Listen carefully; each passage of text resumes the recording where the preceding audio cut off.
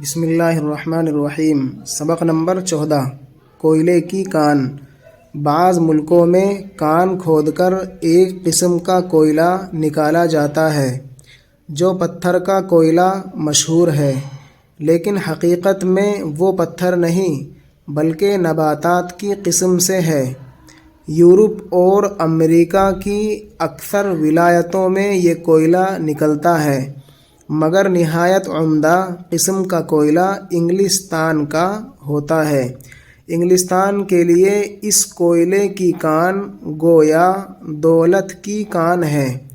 تمام دخانی کلوں کے کارخانے اور دخانی کشتیاں اسی کے وسیلے سے جاری ہیں، اور چونکہ وہ سرد خطہ ہے اس لیے کھانا پکانے اور مکان کو گرم رکھنے کے لیے بھی یہ کوئلہ کام دیتا ہے۔ کوئلے کی کان کو کھودنے کو بڑی عقل و حکمت درکار ہے۔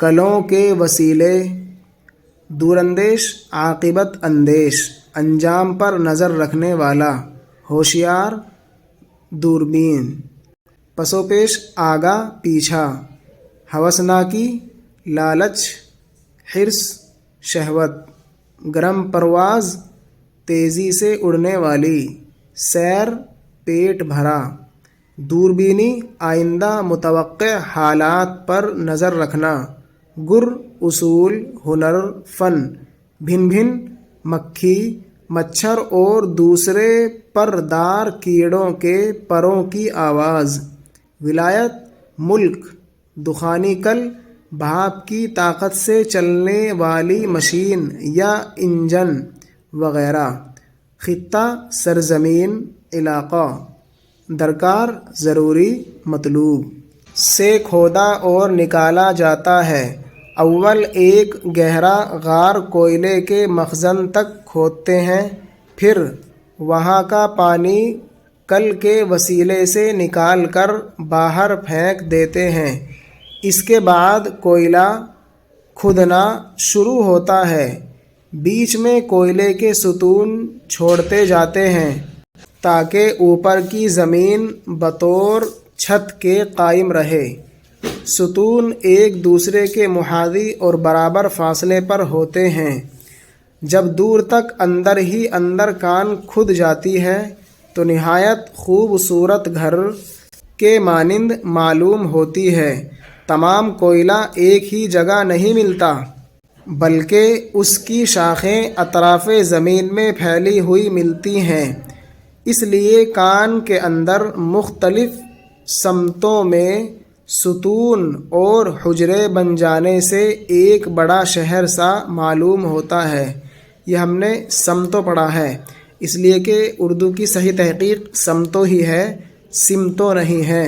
اس کے معنی آتے ہیں جہت، رخ۔ کان کے اندرونی رستے نہایت تیر و تار ہوتے ہیں۔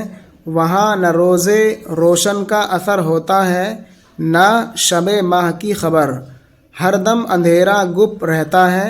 اس لیے کام کرنے کے مقامات پر جا بجا روشنی کا اہتمام رکھتے ہیں۔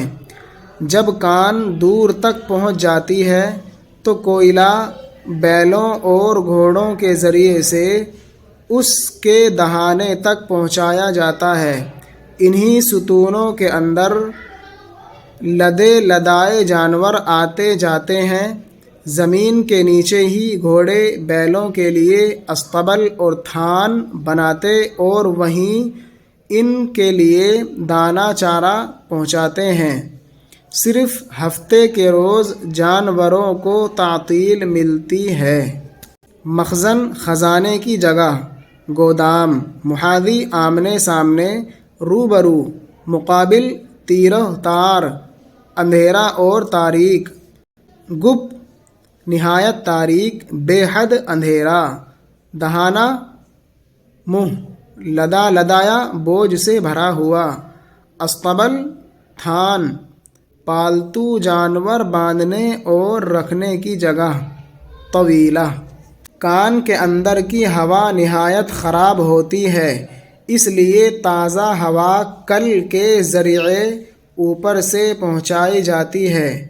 تھوڑی دور تک اس کے اندر چراغ لے جا سکتے ہیں، مگر زیادہ اندر کی طرف چراغ یا آگ جائے تو ہوا مشتعل ہو کر تمام کان کو اڑا دے، اور جو اس کے اندر ہو اس کی وہیں قبر بنا دے۔